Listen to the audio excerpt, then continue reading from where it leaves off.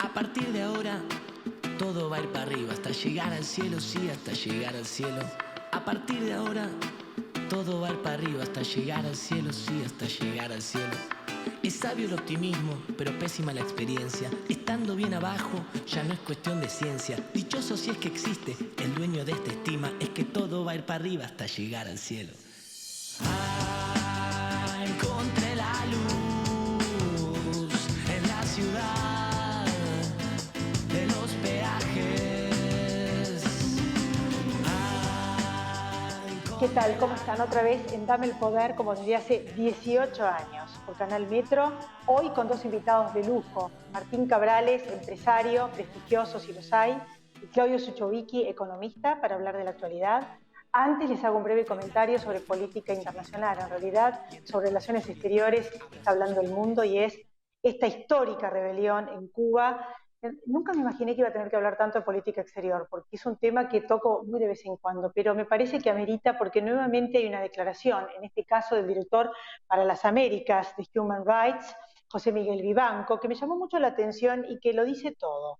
Dijo que Argentina demuestra un doble estándar a la hora de defender los derechos humanos en la región, cuando el presidente Alberto Fernández dijo que no sabía acerca de la situación que estaba ocurriendo en Cuba, a diferencia de la postura que hubo con Chile y con Colombia. Como ustedes saben, que sí hubo manifestaciones cuando hubo rebeliones y muchos problemas en los últimos meses, y que son situaciones antagónicas con respecto a Venezuela, Nicaragua y ahora Cuba. Eso le resulta decepcionante, la ignorancia selectiva del presidente Fernández y oportunista. Eso fue lo que dijo. La verdad que yo lo digo con dolor, porque preferiría que la Argentina tome una posición con respecto, como lo dije antes, con Nicaragua, Venezuela, dictadores, desaparecidos, muertos. Ahora en Cuba, decenas de desaparecidos. Es terrible la parte humanitaria. Los derechos humanos no tienen izquierda, derecha, arriba y abajo, como digo yo siempre. Y además me pregunto, ¿qué significa esta? Además de la política de no intervención que uno la entiende, que es lo que en definitiva es lo que alega el gobierno argentino, es una política exterior, no intervenir,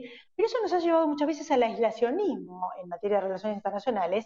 Luego volvimos a vincularnos con el mundo y otra vez estamos entrando en un aislacionismo que no conduce a buen puerto, creo yo, sobre todo por la característica de los países con los que nos estamos alineando. Y además yo me pregunto, los que estamos adentro, ¿hay algún alunizado en el gobierno que le parezca bárbaro, que tenga alguna intención en este frente de hacer algo parecido a lo que pasa en estos países acá?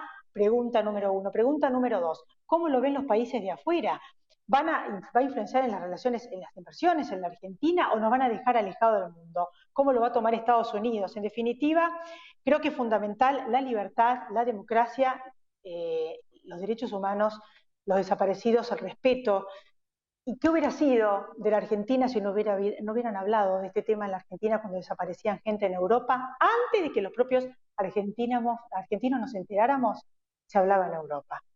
¿Y qué historia distinta hubiera habido en Alemania si el mundo, en vez de mirar para otro lado, lo hubiera condenado para que Hitler no cometiera las atrocidades que cometió? ¿Qué hubiera pasado en tantos lugares? El apartheid en África, Mandela, ya se los conté la otra vez. Con la presión mundial terminó el apartheid, Mandela salió de la cárcel, fue presidente. Tantas historias, pero no viene al caso hablar historia en este programa, pero sí es lo que quiero decirles: derechos humanos vale para todos, no a lo que está ocurriendo en Cuba, Cuba libre. En el próximo bloque, Martín Cabrales.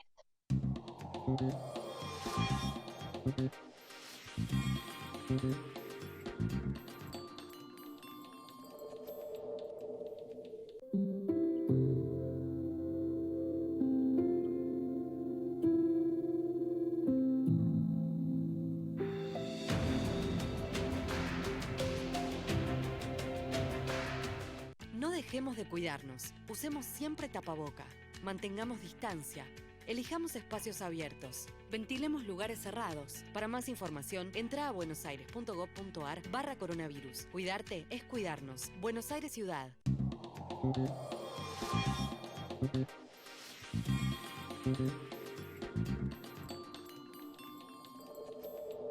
Aquí estamos entonces, Martín. Un lujo tenerte. Gracias por estar. ¿Cómo estás? Bien, bien, Elizabeth, gracias. Muchas gracias por llamarme. Bueno, No, vos, ¿cuál es el clima de negocios en este contexto que yo estaba contando, que uno se pregunta hacia dónde vamos, ¿no? Con tantas leyes, por ejemplo, ahora en el Congreso, en diputados, una nueva, que es la del etiquetado frontal. Siempre aparece algo que sale tipo caja de Pandora, el que tiene enterrada plata acá, o tierra, ya no sabe, o sea, qué hacer, o queda como desorientado. ¿Qué opinas de esa nueva ley y de otros temas que vamos a hablar después? Creo que es una ley que demoniza la industria de la alimentación, que demoniza los alimentos, que está copiada de países que no tienen industria, que son importadores de productos terminados, como puede ser Chile, que tiene muy poca industria. Argentina es un país con una industria federal, con economías regionales muy marcadas, con un entramado industrial muy fuerte a lo largo y a lo ancho. Mira, hoy recorrí unas industrias de unos amigos y realmente uno cierto orgullo de ser industrial. La gente piensa que el industrial es rico, que tiene muchos ahorros, que manda la plata afuera, y no es así. Los industriales tenemos la plata invertida dentro de nuestras empresas, en fierros, en máquinas, en tecnología, en innovación. Entonces, la vida del industrial, yo no me quejo porque me encanta, pero se torna a veces muy difíciles cuando encontrás que cada vez hay más reglamentaciones, más regulaciones, que tenemos una mochila tributaria que cargamos pesadísima, que tenemos el 50% de pobreza y no nos damos cuenta o no se dan cuenta que es por el fracaso de años y años de tener una legislación que lo que menos tiene es inclusiva. Ahora que a todo el mundo le gusta la palabra inclusiva, esta legislación laboral que tenemos no es inclusiva, si no, no estaríamos en esos niveles de pobreza, de desocupación y de marginalidad. La gente que trabaja en negro, que hace changas, es gente que está totalmente desprotegida, y eso lo vimos con la pandemia. Mi posición y mi clima es seguir apostando a Argentina, seguir trabajando como lo hizo mi abuelo hace 80 años, mi padre, mis tíos, y lo hago junto con mis hermanos, pero realmente espero que en algún momento, en una mesa donde estén todos los factores de poder o de decisión, se realicen las reformas estructurales que Argentina necesita hace décadas. Ahora suspendieron y, mejor dicho, prorrogaron la doble indemnización, la prohibición de los despidos, cuando están en un contexto terrible los empresarios porque venden menos, pero tienen que afrontar de nuevo todo. Siempre el que trabaja también, el que tiene una empresa, la pasa mal. O sea que este es un país injusto, creo que de alguna manera para todos, como están organizadas las cosas. Hace falta una ley, una reforma laboral, tributaria, varias reformas. ¿Cómo lo están viviendo ustedes? Elizabeth, lo que menos quiere un empresario es despedir gente. Nosotros queremos dar gente. Somos dadores de trabajo naturalmente y es nuestra obligación. Y pagar sueldos dignos y en blanco. Evidentemente tenemos una legislación que no es inclusiva, que fracasa hace décadas. Hoy los trabajadores están desprotegidos y eso lo entiende el trabajador y también lo entienden los sindicatos. Tenemos que ir región por región, no es lo mismo trabajar en Ushuaia que trabajar en Formosa. Hay que tener en cuenta las economías regionales, los distintos tipos de trabajo, de pronto no afectar los derechos adquiridos, pero sí mirar una Argentina distinta a futuro. Creo que son necesarias todas estas reformas, creo que venimos de décadas de ir emparchando y no ir al hueso, no ir al fondo. Creo que con esta ley, igualmente cuando el Fondo Monetario tenga que arreglar, no creo que permita todo este tipo de controles. Dios quiera Martín, que todo esto te mejore. quiero hacer una pregunta que es importantísima. Muchos empresarios se están yendo. Vos estás propiamente enterrado con tus fábricas acá, tus empresas acá, como tantos empresarios, como tanta gente que tiene campo y tierra. ¿Por qué no te vas? No me voy porque son 80 años de trabajo de mi abuelo, porque sigo creyendo en Argentina, creo que es un país que da oportunidades, porque pienso no dejar mi espacio vacío y seguir luchando para transformar la realidad, pero entiendo también la gente que se ha ido, me entristece, cualitativamente se ha ido gente muy importante, no es algo que se tenga que dejar pasar así nomás, tenemos que analizar por qué se va la gente y los capitales buscan la atracción en otros países. Bueno, tenemos que volver a ser un país atractivo y para eso vuelvo a reiterar de la forma que estamos yendo, sin hacer las reformas, sin tener incentivos para la producción, incentivos para la inversión, incentivos para tomar gente, no controles y más controles. No podemos tener 167 impuestos, es imposible para una pyme, para un comercio, ni siquiera liquidar los impuestos. La gente no es que no paga los impuestos porque no quiere, no los paga porque no puede muchas veces, no los paga porque no puede. Por eso tenemos una economía informal tan grande. Me quedo porque voy a seguir trabajando como lo haces vos y yo creo que todos nos tenemos que involucrar, cada uno desde su espacio para mejorar el país. O sea, tienen que bajar los impuestos, para eso hay que achicar el gasto y achicar el déficit. Y no que lo pague siempre lo mismo, cazar en el zoológico, este enorme gasto del Estado, improductivo, un Estado elefantiásico, 4 gatos locos que siempre pagan impuestos, entre los cuales estamos vos y están todos los que pagamos impuestos. Lo que la gente no sabe es que cuando compran la gaseosa, cuando compran la comida en el supermercado, también pagan impuestos, porque ahí está el IVA. Todo el mundo paga impuestos. O sea que lo que se tiene que achicar es el gasto del Estado. En un alimento el 47% es impuesto, en una bebida el 51% es impuesto aproximadamente. Argentina tiene economistas excelentes, vos ahora vas a tener a uno de ellos, tenés axelistas inteligentísimos, economistas que saben y proponen y pueden llegar a mejorar la Argentina. Es decir, gente capaz no sobra.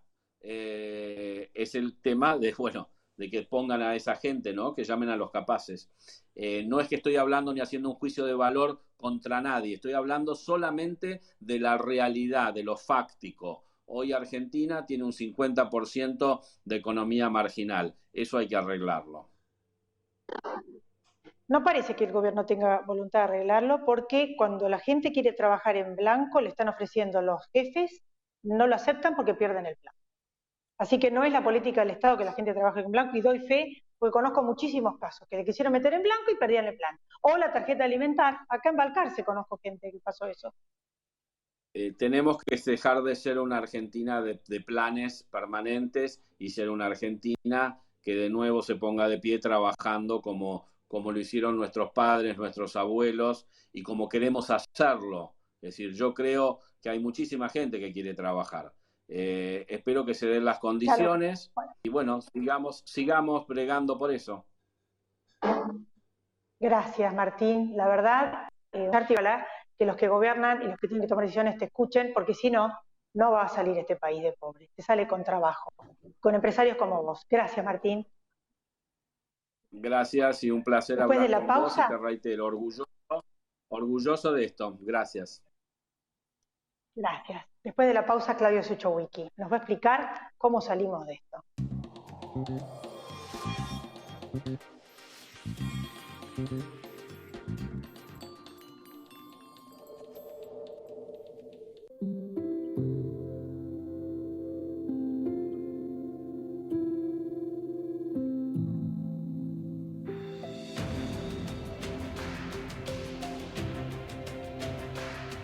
No dejemos de cuidarnos. Usemos siempre tapaboca. Mantengamos distancia.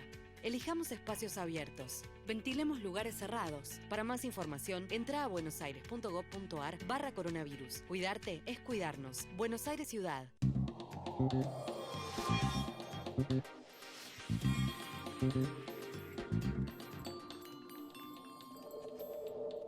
Claudio, ¿cómo estás? Claudio Suchowicki, un economista prestigioso. Gracias por estar. Al contrario, placer saludarte. Un placer escucharte con Martín.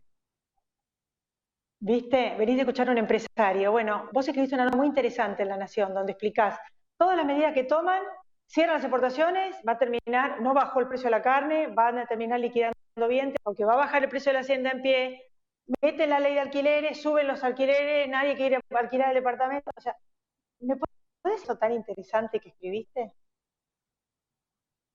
A ver, sintetizando también lo que dijo Martín, yo creo que es hora de empezar a preguntarle precisamente, como dice Nassim Taleb, a aquellos que se juegan la piel, a aquellos que trabajan con su dinero, a aquellos que toman gente, a aquellos que pagan quincena. Me excluyo. Yo sé que vamos a hablar de excluyo, nosotros hablamos nada más, pero hay que escuchar a los que producen.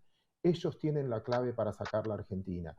Y desde ese punto de vista te digo, una síntesis. La nota se llamaba, más que un plan de acción, lo que tenemos es un plan de restricciones, que finalmente, por querer sobreproteger, terminamos perjudicando a quien decimos que estamos sobreprotegiendo. Hay un viejo dicho, muy viejo dicho, que dice que las empresas son como nuestros hijos. Cuando sobreproteges demasiado, después no se arreglan solos. Y eso es un poco lo que está pasando. Quisieron proteger al inquilino, pusieron una ley de alquileres y finalmente perjudicó al inquilino, porque hoy estamos peor. Quisieron proteger el precio de la carne, quisieron proteger al consumidor y el consumidor está peor, porque no solo tiene precios más altos, sino que tiene algunos problemas de abastecimiento. Porque cuando quieren restringir de alguna manera los precios, el mercado siempre regula la cantidad. Nadie va a vender un producto por debajo del valor de su reposición, salvo que lo liquide. Y en ese caso no hay reposición. Y corremos un riesgo mucho más importante que los precios, es desabastecimiento por falta de inversión. Restringir, como hicieron con el tipo de cambio, como hicieron con la carne, como hicieron con el teletrabajo, como hicieron con un montón de leyes. Restringir la demanda para que no suba el precio produce mucho más restricción de oferta, falta de inversión. Y cierro la respuesta entonces. Argentina necesita cerca de 30.000 millones de dólares por año solo para mantener la infraestructura. Es como si tenés un edificio, tenés que hacer el mantenimiento de ascensores, matafuegos, etcétera. Tenés un local, tenés que hacer todo el mantenimiento, solo para las rutas, puertos, etcétera, solo para mantener como estamos. Y Argentina, con las restricciones que tiene, no está logrando esa inversión mínima. Por lo tanto, muchas de estas decisiones es privilegiar el corto plazo por el largo plazo. Y a largo plazo no nos sirve a ninguno, sobre todo a los que se juegan la piel. No sé si con esto fui concreto y te pude contestar. Concreto en el sentido de que yo siempre digo también, y coincido con vos, que muchos de los políticos no administraron ni un kiosco y por eso hacen lo que hacen. Y además están convenciendo en el relato a la gente de que es papá Estado, como si la plata viniera tipo maná del cielo cuando viene del sector privado.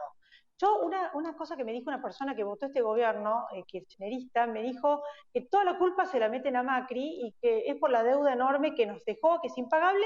El otro día, que no vamos a salir nunca de esta situación por eso, ¿qué le dirías? Porque hay que escuchar también al otro lado. O sea, y que esa deuda, y yo les explicaba que en realidad viene por la bomba que le habían dejado a su vez antes. Yo fui muy crítica de esa deuda. Fue para pagar gastos corrientes de Macri. Pero bueno, ¿qué le dirías a la gente que se cree eso? A ver, va de la mano. La deuda es hija del déficit fiscal. Todos los que nos están escuchando alguna vez tuvieron que usar la tarjeta de crédito porque no les alcanzó el dinero. Usar la tarjeta de crédito es postergar en algún punto el pago de un consumo. Y no te quiero decir si alguna vez tuviste que pagar el mínimo de la tarjeta para sostener. Lo que le pasa a la Argentina hace muchos años, solo muy cortos periodos, es que vive con déficit fiscal. ¿Qué significa? Que gasta más de lo que ingresa. ¿Y cómo haces cuando gastas más de lo que te ingresa para poder solventarte? ¿Qué hacemos nosotros? Usamos la tarjeta de crédito. ¿Qué hacemos? Nos endeudamos. ¿Qué hizo el país? Lo mismo. La deuda en el 2015 era de 280.000 millones de dólares. La deuda hoy es de 320.000 millones de dólares. La diferencia es el déficit fiscal que tuvimos durante todo el proceso anterior. No es que solo hubo endeudamiento, más que endeudamiento hubo cambio de acreedor. Los bonistas dejaron de prestarnos plata y vino el prestamista de última instancia que se llama Fondo Monetario Internacional. Prestamista de última instancia, así se define. Cambiamos de acreedor. La deuda no es ni mala ni buena, depende para qué hayas usado el dinero. Como bien dijiste, Elizabeth, si lo usás para pagar gasto corriente, si lo usás porque te la robaste, si la usás porque la gastaste en fiestas, es un problemón. Ahora, si la deuda la utilizás para hacer infraestructura, para hacer rutas, para hacer puertos, generás riqueza futura, apalancás el crecimiento. Por eso no es culpa de la deuda es la consecuencia. Te digo más, Elizabeth, para cerrar la respuesta. Suponete que los acreedores se pudren de la Argentina, que nos las pasamos llorando todo el tiempo, y el fondo te dice, ¿sabe qué? Me tenés harto. Me debe plata Egipto, Ucrania, Pakistán, India, Líbano, Nigeria, y llorás más que nadie. Tenés menos problemas que todos esos países y llorás, me pudriste, te la regalo la deuda. Y los bonistas, 5 default me hiciste en los últimos tiempos. ¿Sabes qué? No quiero saber más nada. Te regalo la deuda. No debe más nada a la Argentina. Nos regalaron toda la deuda. ¿Resolvimos el problema o seguimos teniendo déficit igual? Seguimos teniendo déficit igual. Por más que te regalen la deuda, no pasa nada. Repito, la deuda es la consecuencia de lo que comentaron en la nota anterior. Exceso de gastos, vivimos, o el Estado vive más allá de sus posibilidades. Es un problema serio, los políticos no se bajaron ni siquiera simbólicamente, cada vez dan más planes, ahora hay nuevos, como potenciar trabajo, en el próximo programa voy a hablar, donde ahora están repartiendo a lo loco por todos lados potenciar trabajo, bueno, es una historia. 4 horas trabajan nada más por semana, 4, si es que trabajan, porque hay algunos que no trabajan, y les dan 13.000 pesos por mes. Que es otra forma de generar otra vez más planes, ¿me entendés lo que te digo? O sea, yo no tengo ningún problema con que hagan un seguro de desempleo, pero me parece que esto nos va a llevar a una bola de nieve que creo que ya no sé quién la va a poder parar. ¿Qué les dirías a los políticos? ¿Qué tienen que hacer para arreglar esto? Porque estoy muy preocupada, encima que nos metieron en stand-alone, o sea que estamos en una calificación de riesgo, no sé, supino.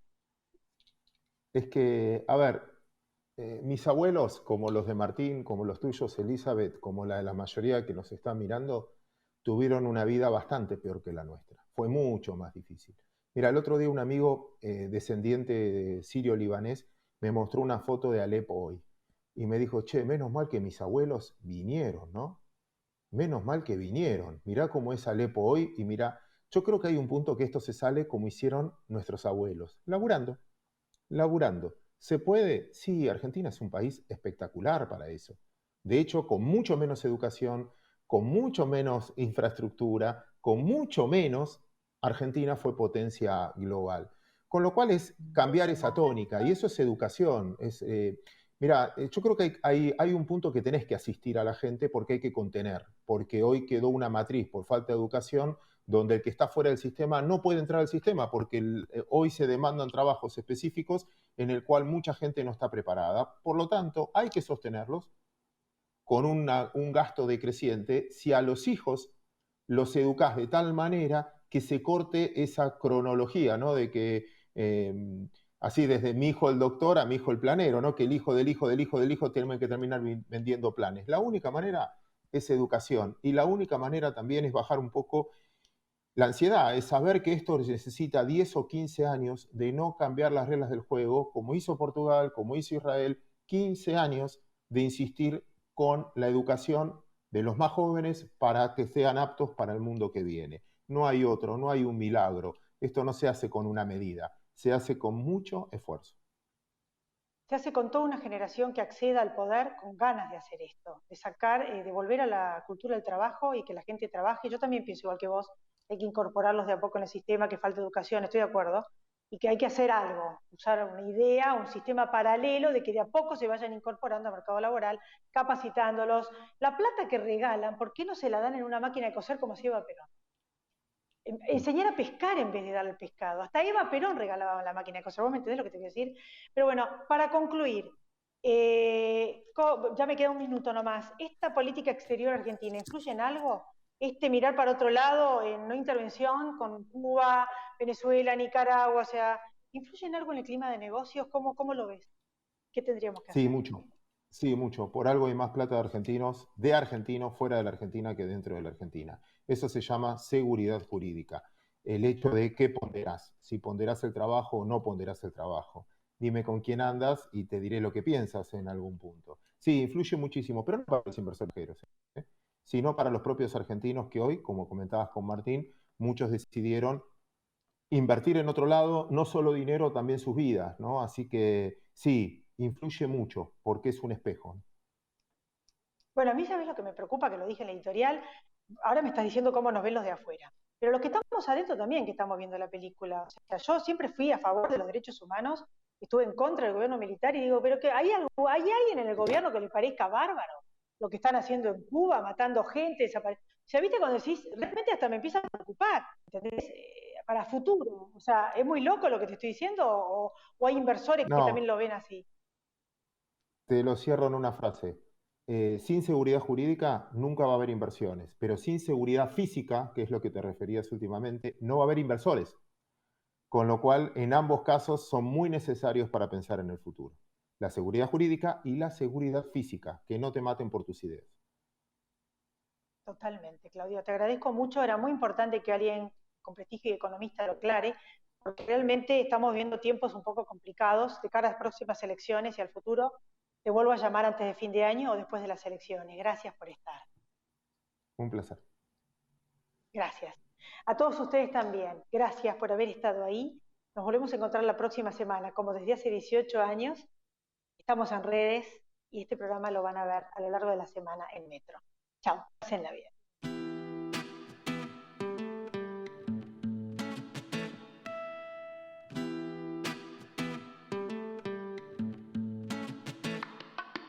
A partir de ahora, todo va a ir para arriba, hasta llegar al cielo, sí, hasta llegar al cielo.